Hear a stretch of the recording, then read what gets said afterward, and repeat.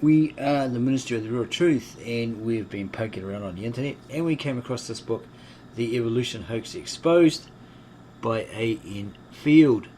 Former title, Why Colleges Breed Communists. A little history on A.N. Field.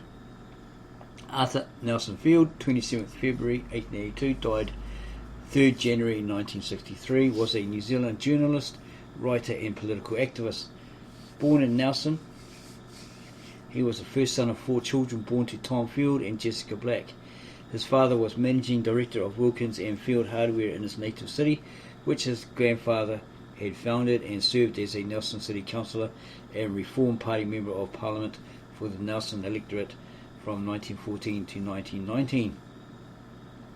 Field took up journalism and worked as a reporter for the Evening Post, Taranaki Herald, Poverty Bay Herald and Melbourne Argus, 1901 to 1907. Before returning to Nelson in 1907, he served as a Wellington Dominion columnist for the next 21 years, 1907 to 1928. There was a break during this period when he served as a Royal Navy sub-lieutenant, lieutenant and adjutant at Portsmouth on board RNV Spencer in the North Sea. He returned to New Zealand when discharged in 1914. Career and associations. While working as a journalist and serving in the Navy, Field became involved in right-wing politics. In 1907, he published The Citizen, an early far-right publication which upheld motherhood, eugenics and monetary reform, and opposed Maori obstructionism for 7 years, 1912 to 1919. After that period, he also became involved with the Brightons, a group that specialised in publishing New Zealand editions of the Protocols of the Learned Elders of Zion, of questionable authorship but of contextual significance, and published a New Zealand edition himself. During the Second World War, he was kept under surveillance by the Security Intelligence Bureau of New Zealand's Department of External Affairs. Field won later acclaim from kindred anti-socialists such as the League of Empire Loyalists and the late Eric Butler of the Australian League of Rights. Marcus Van Rugy wrote a paper on A.N. Field's influence on Australian neo-fascism, suggesting his conspiracy theory discourse impacted on other such Australian organisations during the Depression era. In particular, The Truth About the Slump, 1931-1932, enjoyed widespread circulation and stimulated the interest of organisations such as the Guild of Watchmen of Australia, the Australian Catholic Truth Society, the League of Truth, the British Australian Racial Body, and Evangelical Publishing Company of New South Wales. Australian anti-Semite Patricia Lewin cited Truth About the Slump in her tract, The Key, 1933, as did numerous other Australian Social Credit and Douglas Credit Party figures that based their work on the monetary theories of C.H. Douglas. Each designated from him the Kiwi theoretician of the Australian radical right. Field was a creationist. He authored the book Why Colleges Breed Communists, 1941. It was republished in 1971 under the title The Evolution Hoax Exposed. So that's what we're going to look at in a minute or two. Despite the recognition of his work in Australia and the United States and the circulation of his books within those countries, Field preferred to work from his isolated Nelson homestead. In his later years, Field wrote a series of self-publishing tracts on his interpretations of economics, anti-socialist articles about the New Zealand Labour Party and trade union movement and related matters. Some were republished in the United States in the early 1960s. Field died aged 81 in 1963 at a private hospital in Nelson. Arthur Nelson Field Collection. Field's collection of more than 2,500 right-wing publications was acquired by the Alexander Turnbull Library at the National Library of New Zealand on the year of his death. The collection includes over 650 of his own books, pamphlets, periodicals, manuscripts and ephemera published between 1890 and 1970, and now accounts for one of the largest complete collections of published right-wing materials available to the public anywhere in the world. And there's a bibliography on him and further reading and also references and external links.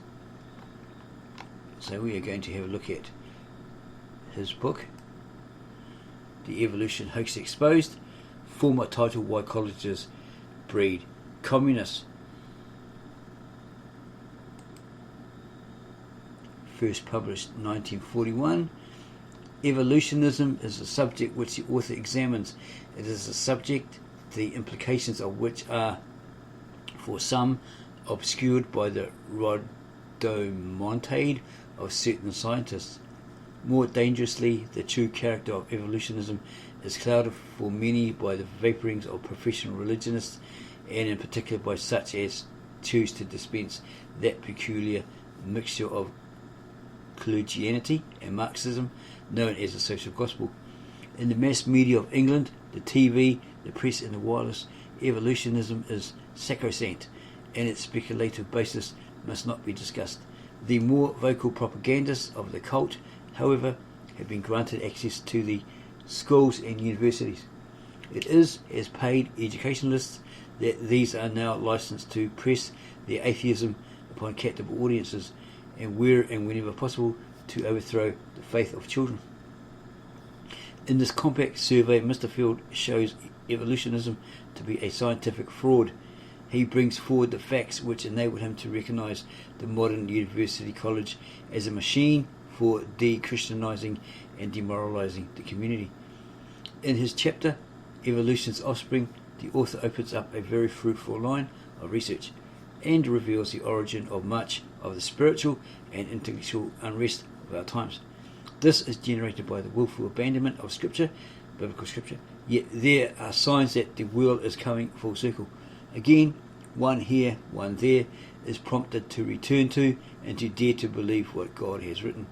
May this book play some part in encouraging that return, the publishers. And we state, if you like this video, if you find it very, very interesting, please subscribe to us, give us a like, add your comments below the video, and we'll get back to you ASAP on those. And then go share this video with all your family, friends and others who believe in the evolution theory, if this book proves it a total fraud. Contents.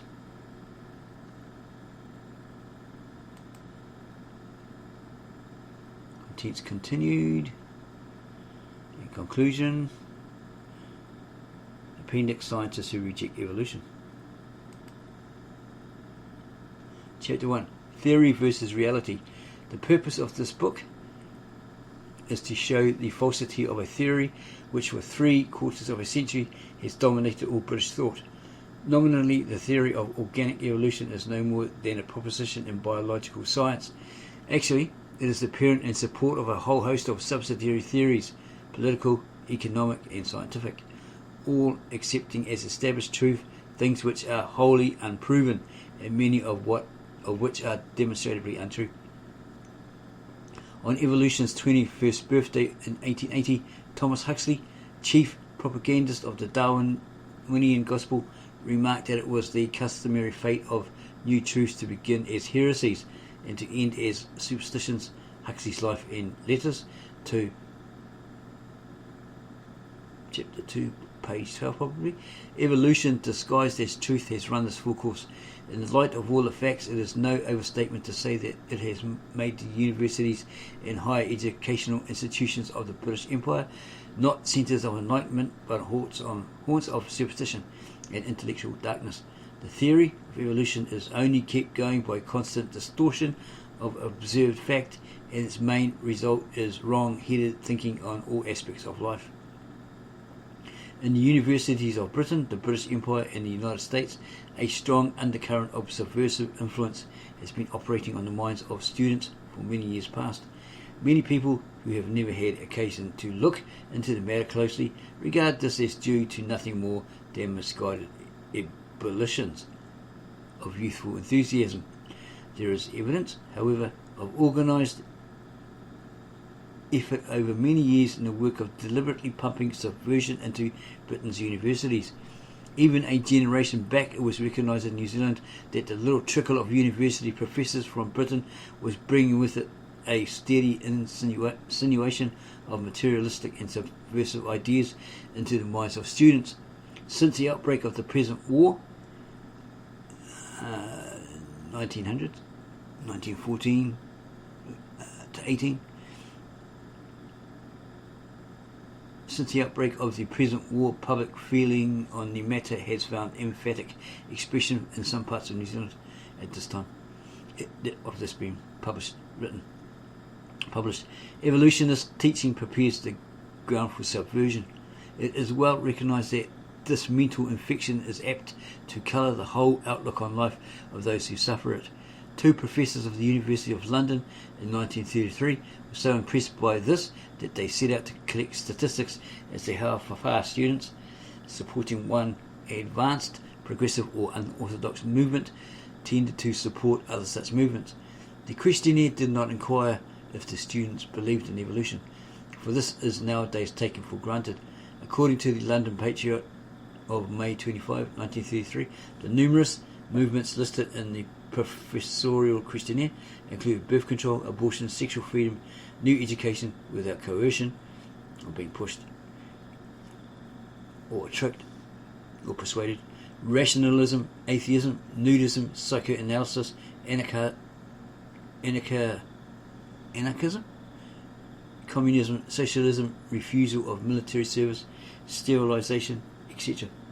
The universities were not established as hotbeds of propaganda for movements of the above character, but have become such.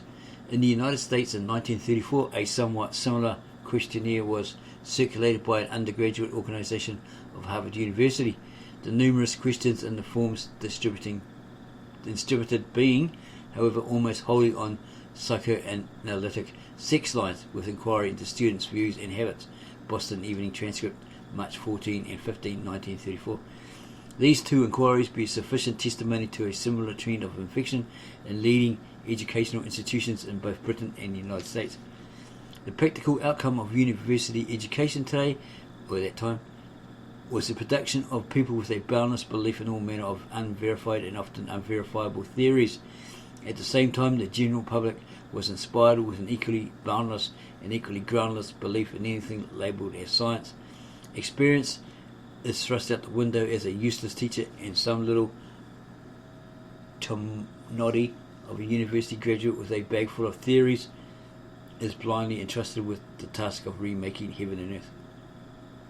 In world affairs, we see the fruits of modern university education in the present difficulties in which the British Empire finds itself involved, and from which the fortitude and resolution of the common people are left to extricate it. Throughout the 19th century, before the theorists took charge, British foreign policy was based on intelligent and practical principles.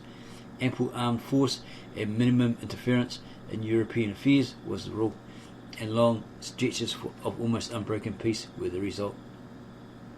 At the end of the World War in 1918, our educated theorists got the bit properly between their teeth, and the edifice known as the League of Nations was exactly the sort of product to be expected from university-minded people. This scheme for the manufacture of peace on earth was all theory without any working parts whatever. Its principle promoted in the British ministry during the last war got a Foreign Office report in 1916 on the draft plan, which report Sir Eyre Crowe, I wonder if he's related to Russell Crowe, Australia, duly pointed out in detail that the projected league would do everything except operate as desired. This trifling shortcoming, however, was held in no way to detract from the theoretical beauty of the plan for remaking mankind. This text of this instructive report will be found in the Lloyd George War Memoirs, Volume 3. In the worship of this palace of talk at Geneva, our evolutionist, university-minded intellectuals were prepared to neglect and sacrifice every British interest. The clamour of these theorists resulted in Britain first throwing away her arms and then entangling herself in every possible and impossible direction in other people's business in Europe and elsewhere. After 4 years of suffering and endurance by the common people, the British had emerged victorious from the last war, 1914 to 18. All the fruits of victory were flung away by the theorists. An amazing financial policy was pursued at the bidding of a private corporation of secret and possibly foreign ownership, and the bidding and the result was unemployed workers by the million over a period of 20 years, exactly as was predicted in the London Times in 1918, on the policy being first mooted.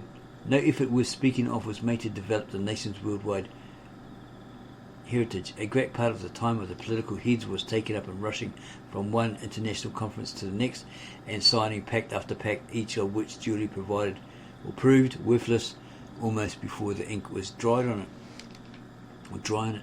In the end, this 20 years of unreal politics based on unreal education collapsed like the house of cards it was.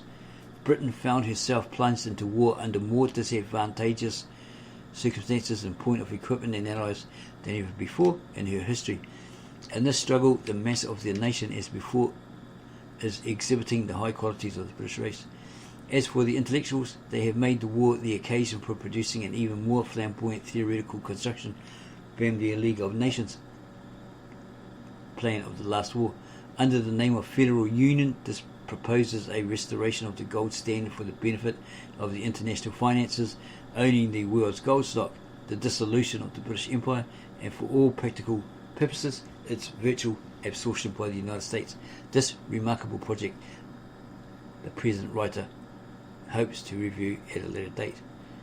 This particular writer at a later date. Such are the fruits of our theory-mad age, and the fountainhead of these dreams and imaginings, divorced from reality, is undoubtedly the theory of organic evolution produced by Charles Darwin just over 80 years ago. This is the grand river of falsity and corruption from which all sides of national life have been irrigated with the waters of untruth. The effects of this theory are so far-reaching that they deserve the attention of all. In the following pages will be traced out the present position of the case for evolution, the origin, that one in that particular era, the origin and development of the theory and some of its consequences. The Skeleton in the Cupboard, Chapter 2, The Skeleton in the Cupboard.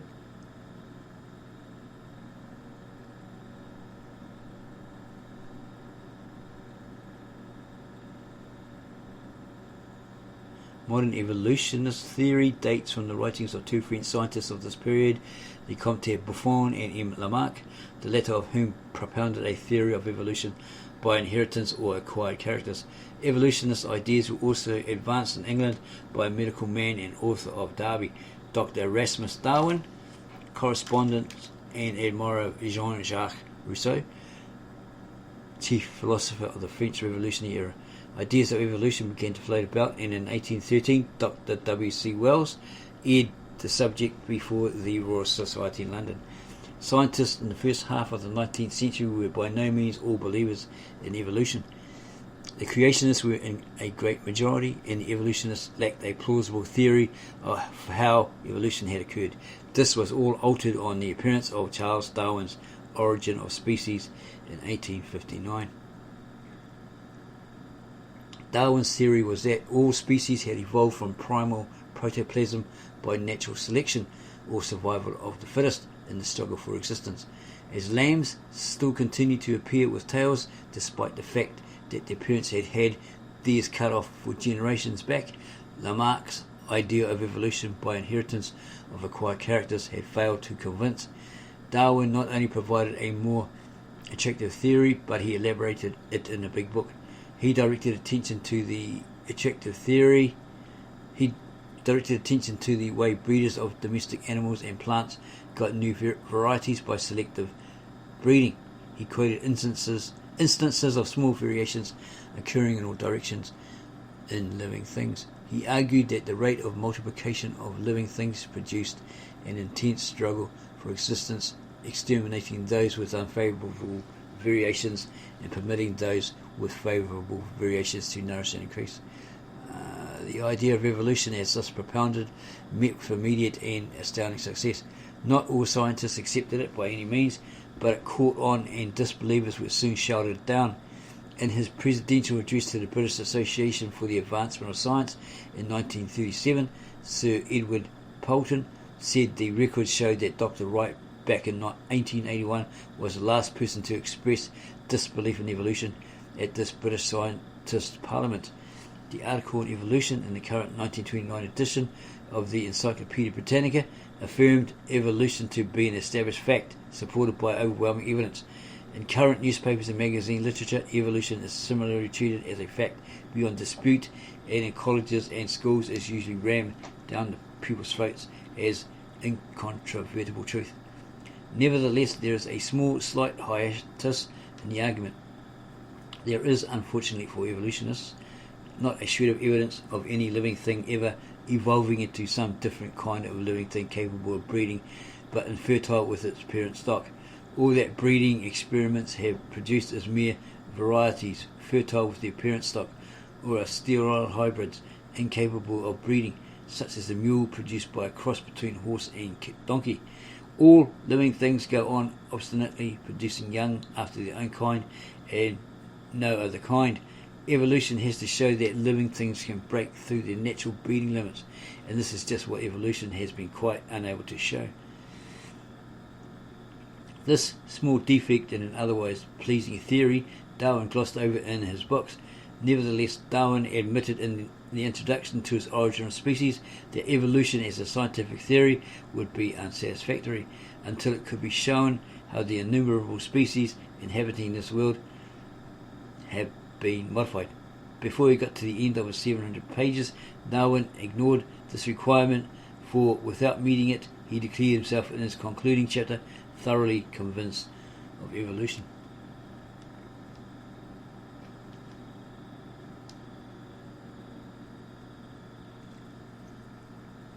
Huxley, who from the outset constituted himself the chief propagandist of Darwinism, was more logical. He made no bones about the total absence of any actual proof of evolution. In fact, he greatly annoyed Darwin by harping on the point, as anyone who cares to peruse the 5 volumes of Darwin's letters and the 2 volumes of Huxley's may discover for himself.